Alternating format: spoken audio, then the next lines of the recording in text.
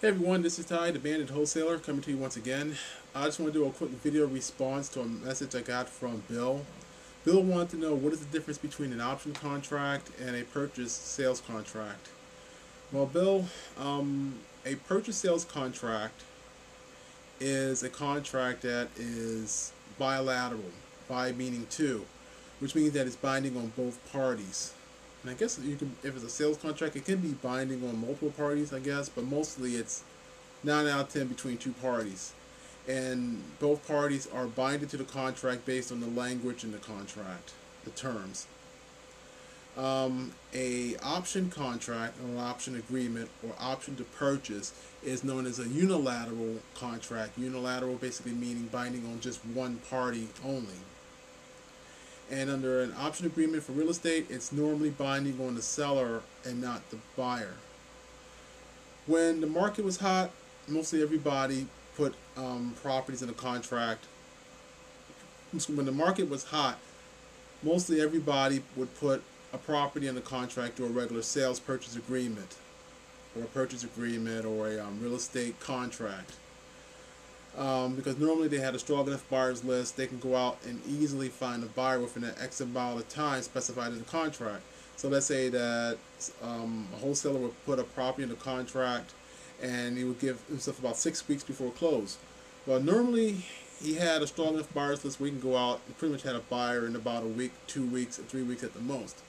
So it really wasn't a rush to go around trying to scramble to find a buyer. But as the market slowed down and as financing dried up, going from 2006 up to now, there's a shift. A lot of them starting to now use option contracts.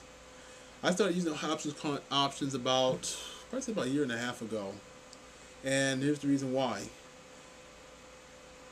If I find a property that doesn't make sense math-wise, I can always put a property in the contract, put it under an option, and tell a seller I want to go ahead and shop it to my buyers. Now, of course, I'm not going to shop it at a high price, but I'll shop it down at a price where I think I can get a buyer who will buy it for that price. And if he or she agrees to it, then I can always just go back to the seller and just say I just can't do the price at what they want, but I can do it at this price. And if the seller agrees, that I can always just basically convert my option contract over to a regular purchase contract and just go ahead with the closing as usual. But one thing that an option contract does is that it gives you freedom of not having to run around to try to find a buyer, because since you don't really have the property under contract, it's just more so you tied up the property, but you don't have to rush to close on it because you don't have an agreement to close on the property. So you can shop it around, shop it to your buyers, see if they are interested in it. If not, just say that you're not going to exercise your option. You might lose about $10 or whatever, but that's it. No harm, no foul. If you put it under a regular purchase contract, then you got a problem, because then you either have to try to get out of the contract either through a financing clause or an inspection clause, but you still have to try to find a buyer because in the seller's mind, the property is already sold because it's already under a purchase contract instead of just an option contract. So the seller's thinking the property's already done. They're going to go to closing in a few weeks. The property's out of their hair kaput. So that puts additional stress on the wholesaler to find a buyer. As again, under an option, you don't have to worry about that because I didn't make an agreement to buy the property, only to see if I'm interested in buying the property. So options are a lot cleaner way of controlling property, putting them on a contract.